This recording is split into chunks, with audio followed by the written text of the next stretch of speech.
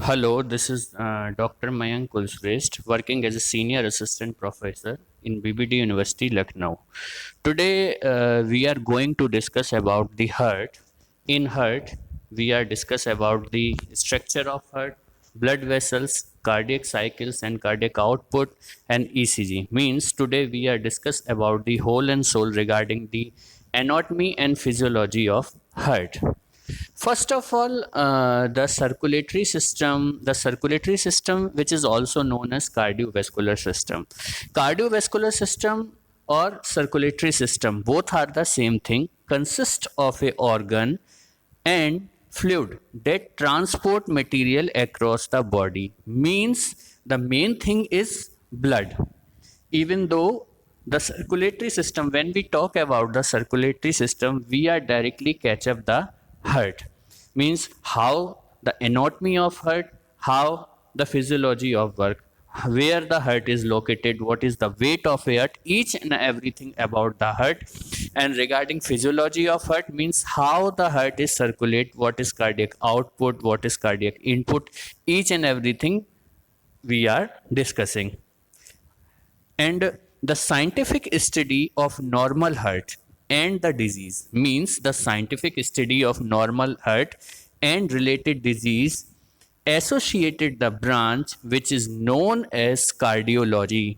Cardiology means the branch in which we study about the normal heart and their disease. Here the picture which is directly and clearly show the circulatory system. Circulatory system have a different part like pulmonary vein, cephalic vein, basic vein, bronchial vein, renal vein, common artery. They are whole and soul about the circulatory system. This picture clearly revealed the all and all things about the circulatory system. The circulatory system basically consists of the heart, because the circulation is something related to the heart, blood vessels, lymphatic vessels, and the main organ which is responsible this the all of these things is known as heart. The circulatory system doesn't have any standard organ, but we can say the heart is principal organ of the circulatory system. Here we are starting about the heart. What is the normal anatomy of heart? What is the normal physiology of heart? Heart is near about 12 centimeter long and 9 centimeter in width. 12 centimeter long and 9 centimeter in birth. The average mass of heart is 250 grams, near about 250 grams in adult female and 300 grams in adult male. The heart rests on the diaphragm near the midline of the thoracic cavity. It lies the media sternum. Media sternum, a mass of tissue that extends from the sternum to the vertebral column between the lungs. It is the main anatomy of heart. The heart has a different layer, different chamber. The main layer is pericardium. Pericardium, the layer that protect the heart. Cardium means around, means which protect the heart. And sometime inflammation of pericardium is called pericarditis. Pericarditis. Next layer is myocardium and endocardium. Myocardium and endocardium. Myocardium, pericardium, endocardium. These are the three main layers of heart, and these three layers have different function. The wall of heart consists of three layers: the epicardium, myocardium, and endocardium. Epicardium is external layer, myocardium is middle layer, and endocardium is inner layer. The thin and transparent outer layer of heart wall is also called visceral layer of the serous pericardium.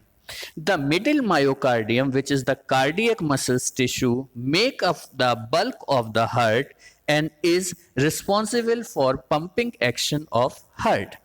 and the innermost endocardium is a thin layer of endothelium overlying a thin layer of connective tissue. It provides a smooth lining for the chamber of heart and cover the walls of heart.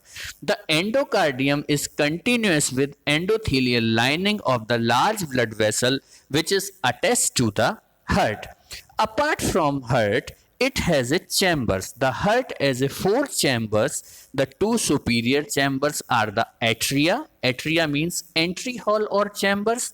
And two inferior chambers, the ventricles. Ventricles means something like little valleys. So heart has a three layers and four chambers.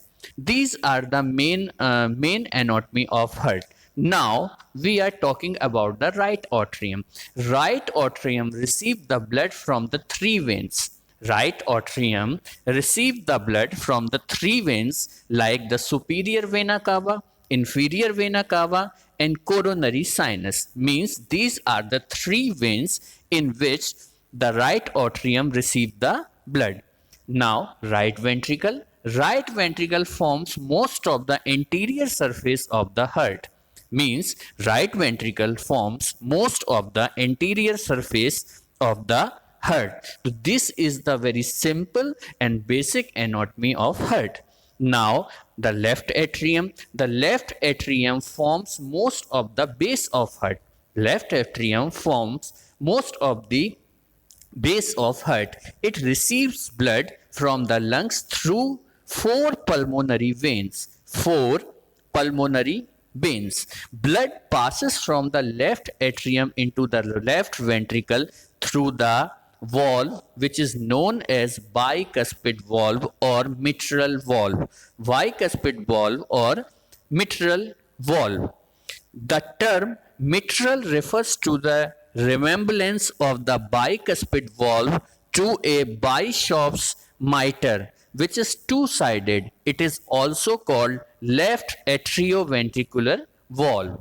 Left atrioventricular valve. Now, left ventricle. The left ventricle forms the apex of the heart. The left ventricle forms the apex of the heart. Like the right ventricle, the left ventricle contains trabeculae. Trabeculae, the left ventricle contains the trabeculae and aortic valve. And aortic valve. So this is the anatomy of the heart. Anatomy of the heart means it's something like a four chambers and three layers. Now we are talking about the blood vessels. There are two major type of blood vessels. Those bring the blood towards the heart are called veins, and those carry the blood from the heart towards and other tissue the called artery. Means blood vessels is nothing but the arteries and veins. Arteries and veins undergo repeated branching to produce arterioles and venules. The thinnest blood vessels are capillary, made up of a single layer of squamous epithelium cells. These thin trabecular structures are the primary site of the exchange of materials between the circulatory system and tissue. Means the blood vessels are nothing but the arteries and veins. Arteries and veins. How the circulatory system work? The circulatory system is mainly driven by the heart. Means the pumping section of heart. The pressure created in the heart pushes blood into the arteries. Means the heart push the blood into the arteries expand with the pressure, and the blood is forced all the way into the small capillaries. Means by the help of heart, blood pushes into the artery and bring it to the small capillaries. Veins are surrounded by a variety of smooth muscles, and these muscles help move through the lower pressure veins back into the heart. Other activities such as large muscles movement can also help driven blood through the system. In general, it only takes a human about a minute to circulate a portion of a blood through the entire system. Means The heart take only 1 minute for the pumping section of the blood. Now we are talking about the ECG. ECG is something related to the heart. Here, the two pictures, the cartoon pictures, clearly show the system of ECG, how the ECG can be done, how the ECG can be monitored, and this is the simple graph of ECG. If the person is a healthy heart, the physiology of heart is normal, the graph will be shown like that in the PPT. So we discuss about the ECG. ECG is shortly abbreviated is ECG or EKG. The electrocardiogram is shortly abbreviated with ECG or EKG. ECG or EKG from the German word electrocardiogram is a recording of these electrical signals. The ECG is a composite record of action potential produced by the all heart muscles fiber during each heartbeat. The instrument which is used to record the exchange of ECG is called electrocardiograph. So we are discussing about the what is ECG, what is the normal ECG, and what is the P wave, what is the different waves of ECG. The first wave means the first wave you can clearly see in the P wave. The first wave called the P wave is a small upward deflection on the ECG. The P wave represents the arterial depolarization. The P wave represents the arterial depolarization. Here you can clearly see the P wave. The P wave clearly represents the arterial depolarization, which is spread from a SA node, sinoarterial node, through contractile fiber in both arteria. The second wave is called QRS complex. Here you can clearly see the QRS complex. The second wave is called QRS complex, begin as a downward deflection, continuous as a large upright triangular wave, and ends as a downward wave. The QRS complex represents rapid ventricular depolarization. The QRS complex represents the ventricular depolarization. As the action potential is spread through the ventricular contractile fiber, the third wave is dome-shaped upward deflection called T wave. Here you can see the T wave. T wave, it indicates the ventricular repolarization and occur just as the ventricles are starting to relax. The T wave is smaller and wider than the QRS complex because repolarization occur more slowly than depolarization. During the plateau period of steady depolarization, the ECG tracing is flat. The ECG tracing is flat. So these are the different wave of ECG. The P wave, the QRS complex, and the T wave. Analysis of an ECG also involve measuring the time spans between the waves, which are called intervals or segments. For example, the PQ interval is the time from the beginning of the P wave to the beginning of the QRS complex. It represents the conduction time from the beginning of arterial excitation to the beginning of ventricular excitation. Put another way, the PQ interval is the time required for the action potential to travel through the arteria, arterioventricular node, and the remaining fiber of the conduction system. As the action potential is forced to detour around scar tissue caused by disorder such as coronary artery disease and rheumatic fever, the PQ interval length. So these are the something about normal ECG. Now ST segment. Here you can directly see the ST segment. The ST segment, which begin the end of the S wave and the end of the beginning of the T wave, represent the time when the ventricular contractile fiber are depolarized during the plateau phase of the action potential. The ST segment is electivated in acute myocardial infarction and depressed when the heart muscles received insufficient organ. The QT interval, here you can see the in the lower part of the ECG QT interval. The QT interval extends from the start of the QRX complex to the end of T wave. It is the time when the beginning of ventricular depolarization to the end of ventricular repolarization. The QT interval may be length by myocardial damage, means if the myocardial damage will occur, the QT interval will be lengthened. Myocardial ischemia or conduction abnormalities. So these are the whole and soul about the ECG.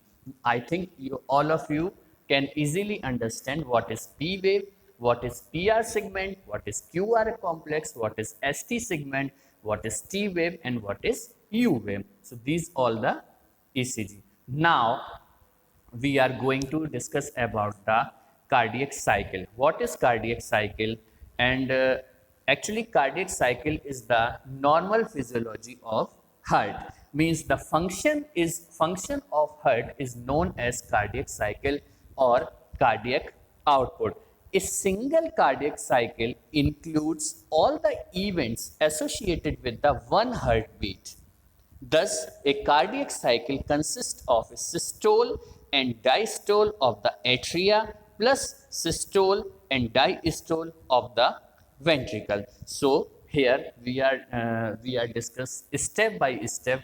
First of all of you should know the what is diastole and what is systole. A single cycle of cardiac activity can be divided into two basic phases, diastole and systole. Diastole represent the represent the period of time when the ventricles are relaxed. Ventricle are relaxed means they are not contracting. Ventricles are relaxed. Throughout most of the period, blood is passively flowing from the left atrium and left atrium to the right atrium into the left ventricle and right ventricle. Respectively, the blood flow through arterioventricular valves, which is also known as mitral valve and tricuspid valve. Mitral valve and tricuspid valve that separately the arteria from the ventricles. The RA receives venous blood from the body through the superior vena cava and inferior vena cava. The LA means the left atrium receives oxygenated blood from the lungs through the pulmonary veins and enter into the left atrium. At the end of diastole, both arteria contract, which propels an additional amount of blood into the ventricles. That is done by the diastole. Here the picture you can clearly see in the condition of diastole and systole. Systole represent the time during which the left and right ventricle contract and eject blood into the aorta and pulmonary artery respectively. During systole, the artery and pulmonary valves open to permit ejection into the aorta and pulmonary artery. The arterioventricular valve are closed during systole, therefore no blood is entering the ventricles. However, the blood continues to enter the arteria through the vena cava and pulmonary veins. So, now you can clearly understand the diastolic and systolic condition. Here the graph clearly show the what happening in case of systole, what happening in case of diastole. So there are lots of phases of cardiac cycle. The first phase is also known as arterial contraction. The second phase is also known as isovolumetric contraction. The third phase is also known as rapid injection. The fourth phase is also known as reduced injection. The fifth phase is also known as isovolumetric relaxation. The sixth phase is also known as rapid filling. And the seventh phase is also known as reduced filling. Now, we are discussing about the different phase of cardiac cycle. Here, we are talking about the first phase. You can clearly see the first phase means the arterial contraction. Arterial contraction means the arterioventricular valve open, so they are contracting, and semilunar valve closed. This is the first phase of cardiac cycle. It is initiated by the P wave of the electrocardiogram. Already I explained what is the P wave, which represent the electrical depolarization of the arteria.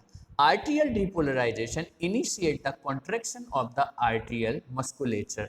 As the arteria contract, the pressure within the arterial chamber increase, which force move blood from across the open arterioventricular valve, leading to a rapid flow of blood into the ventricles.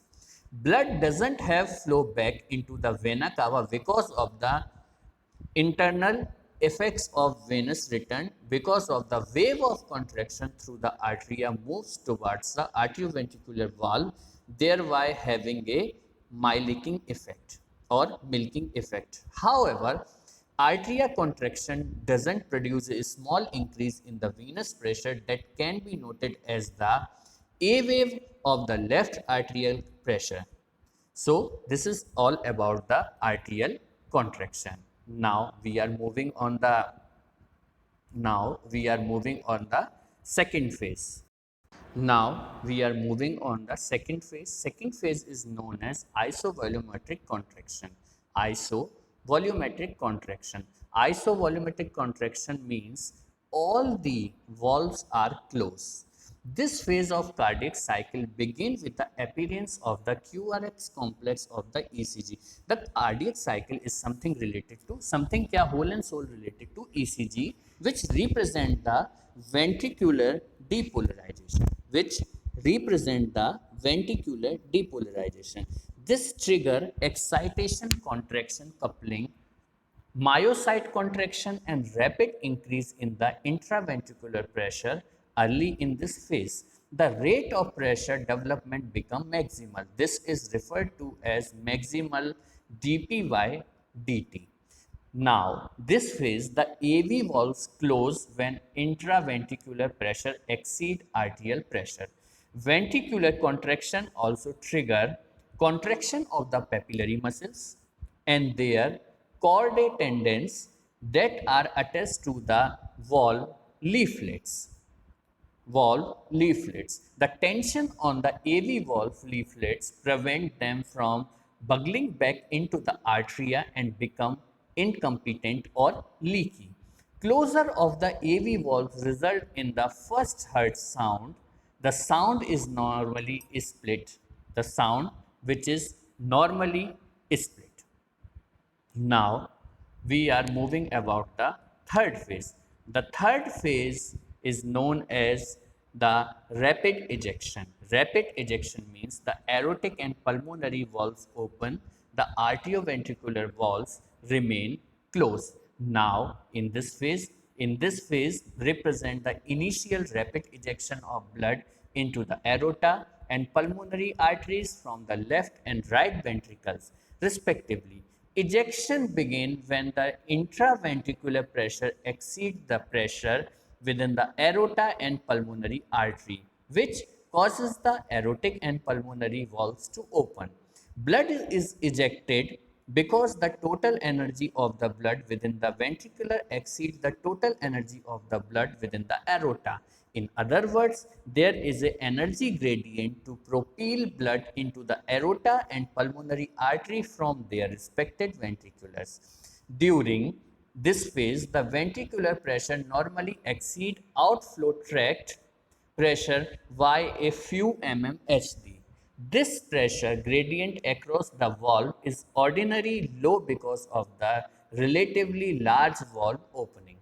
Maximum outflow velocity is reached early in the ejection phase. The maximal aortic and pulmonary artery pressure are achieved. No heart sounds are ordinarily noted during ejection because the opening of a healthy valve is silent. The presence of sound during ejection, that is systolic murmurs indicate valve disease or intracardiac shunts, means if there is any sound exceed in this phase, it indicate the valve disease. Now we are moving on the next phase, that is phase 4, that is known as reduced ejection. Reduced ejection means the aortic and pulmonary valves open, the arterioventricular valves remain closed. In such a phase, approximately 20 microseconds after the QRS and the beginning of the ventricular contraction, ventricular repolarization occur as shown by the T table of the electrocardiogram. Repolarization leads to a decline in ventricular active tension and pressure generation. Therefore, the rate of ejection falls. Ventricular pressure falls slightly below outflow tract pressure. However, outflow still occur due to kinetic energy of the blood. It is clearly seen in the picture and graph. Now we are moving about the fifth phase. Fifth phase is also known as isovolumetric relaxation. In isovolumetric relaxation, the all valve has closed, means in this phase the all valve has closed. When the intraventricular pressure falls sufficiently at the end of phase 4, the aortic and the pulmonary valve close, causing a second heart sound and the beginning of isovolumetric relaxation. Here the picture you can clearly see the all valve has closed. Valve closure is associated with a small backflow of blood into the ventricles and a characteristic notch in the aortic and pulmonary artery pressure tracing. After valve closure, the aortic and pulmonary artery pressure rise slightly, following by a slow decline in the pressure. Now, the sixth phase is also known as the phase 6 rapid filling. In this phase, arterioventricular or AV valves open. AV valves has opened in this phase. As the ventricular continuously to relax the end of phase 5, the intraventricular pressure will at some point fall below their respective and arterial pressure. When this occurs, the AV valves rapidly open and passive intraventricular filling begins. Despite the inflow of blood from the atria, intraventricular pressure continuously to briefly fall because the ventricles are still undergoing relaxation. Once the ventricles are completely relaxed, their pressure will slowly rise as they fall with blood from the arteria. Blood from the arteria. Now, this is all about the cardiac cycle, all about the cardiac output, the anatomy of blood, the physiology of blood, ठीक है, and whole and soul about the heart. So I think all of you clearly understand what is cardiac cycle, what is cardiac output, what is the simple anatomy of blood. If you have any question, any problem, you can directly mail to me, Professor Mayank at the gmail.com. Thank you so much for